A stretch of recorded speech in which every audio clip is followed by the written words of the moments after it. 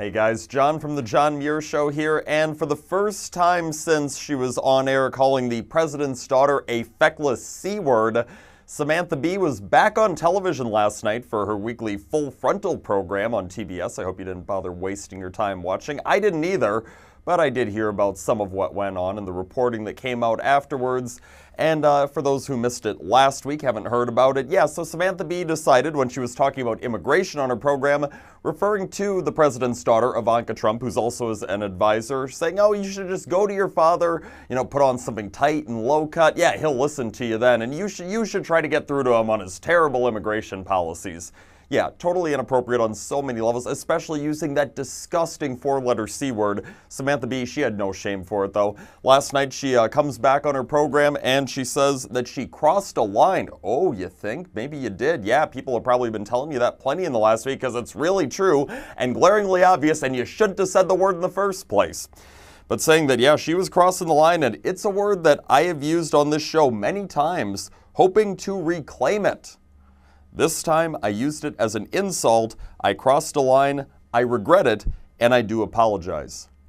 Reclaim it? This is not a word that should be reclaimed by anybody. It should be gotten rid of from our vocabulary, from our society. It has no place in describing another human being. It's one of the most degrading things you can say. As a man, I would never go saying that to a woman, no matter how much I dislike the woman, because I know how inappropriate and offensive that word is. But nonetheless, Samantha Bee doesn't seem to care. She thinks it's a word that's worth saving in our society. It has a good place somewhere. But of course, Hollywood liberals, they have this double standard. They'll say anything and everything that they want to someone they don't like the president or his administration or his family members. Yeah, they don't care. Everything's fair game then. But oh, if you say it to one of the liberals themselves, oh no, you can't do that. Then they're going to publicly rebuke you for being terrible. Have the audacity to say it to minority? Ooh, then you're a racist on top of it. That's how the left works. It's such a clear double standard. They continue to play along with it like nothing's wrong and nobody's catching on to it. But obviously, we caught on to it a very long time ago. Now, Bee says that she regrets that the one word she used took away from her larger immigration message.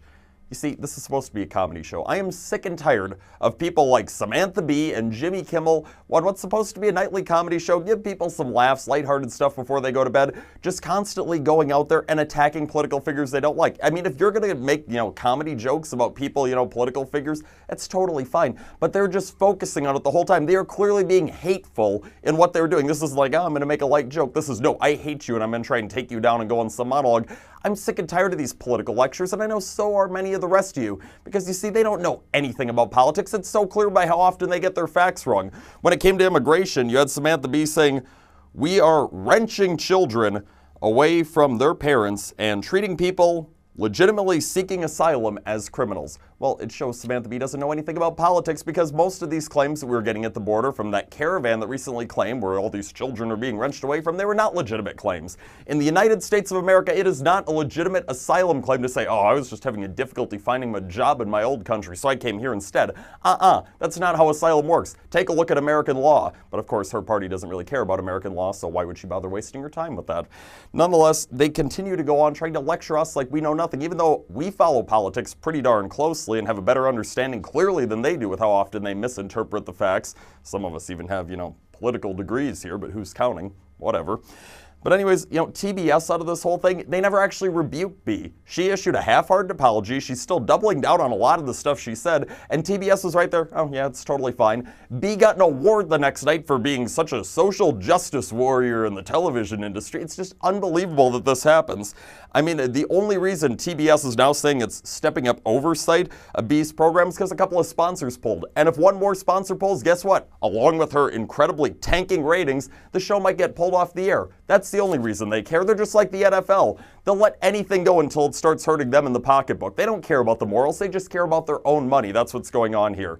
And keep in mind, last week within a 72-hour period, we had two very similar cases going on. Roseanne Barr no longer has a program. Roseanne Barr is the devil, according to the American left. Should she have said what she said? No, she absolutely should not have. I condemn that too.